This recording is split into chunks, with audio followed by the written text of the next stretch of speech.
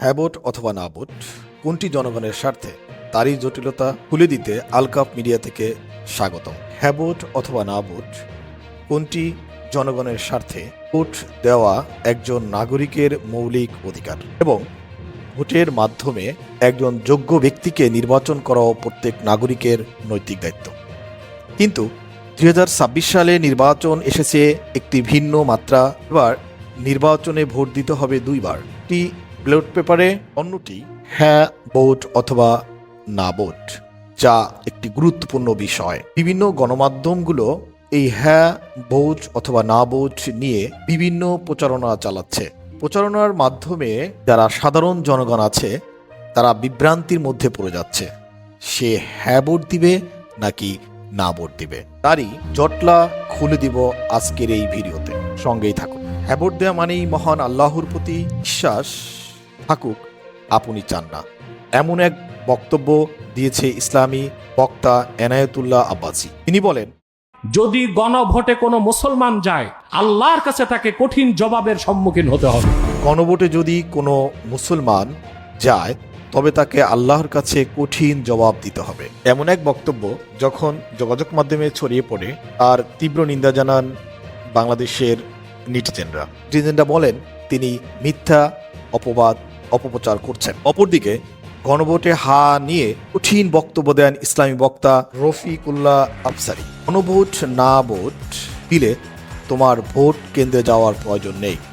তিনি বলেন, একটু হাস্যকর রস্যে বলেন যে গণভোট যদি তুমি দাও এবং সেটা যদি না ভোট দাও তাহলে তোমার ভোট কেন্দ্রে যাওয়ার দরকার নেই, তুমি 29 সালে ভোট দিও। তুই গণভোটে হ্যাঁ ভোট না দিলে তুই কেন্দ্র যাস না, তুই 29 সালে ভোট দিবি কথা। এবং তিনি আরো বলেন, এই আব্বাসী বক্তাকে রাজনীতি কি জিনিস সেটা তাকে শিক্ষা দেওয়া দরকার। আব্বাসী হুজুরের রাজনীতি শিখার দরকার। তিনি বলেন, গণভোটে হা ভোট জয়যুক্ত হলে সাধারণ জনগণের 12টি উপকার আসবে, যেটি জনস্বার্থে হবে, যেটি দেশের গণতন্ত্র ফিরে আসবে। তিনি আরো বলেন, এই হা ভোট জয়যুক্ত হলে আমরা উসমান হাদিকে মনে রাখব, পার্লামেন্টে জবাবদিহিতা থাকবে।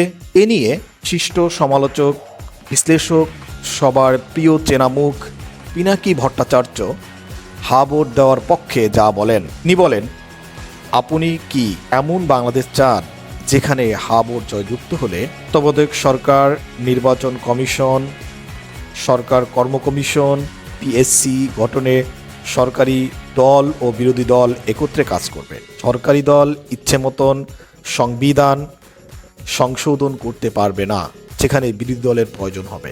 সংবিধানে গুরুত্বপূর্ণ পরিবর্তনের ক্ষেত্রে গণভোটের বিধান চালু হবে, অর্থাৎ জনগণের মতামতের মাধ্যমে কোনো গুরুত্বপূর্ণ বিষয় সিদ্ধান্ত নিতে গেলে সরকারকে আবার গণভোটের মাধ্যমে জনগণের মতামত নিয়ে সিদ্ধান্ত নিতে হবে। বিরোধী দল থেকে ডেপুটি স্পিকার এবং গুরুত্বপূর্ণ সংসদীয় কমিটি সমূহের সভাপতি নির্বাচিত হবেন।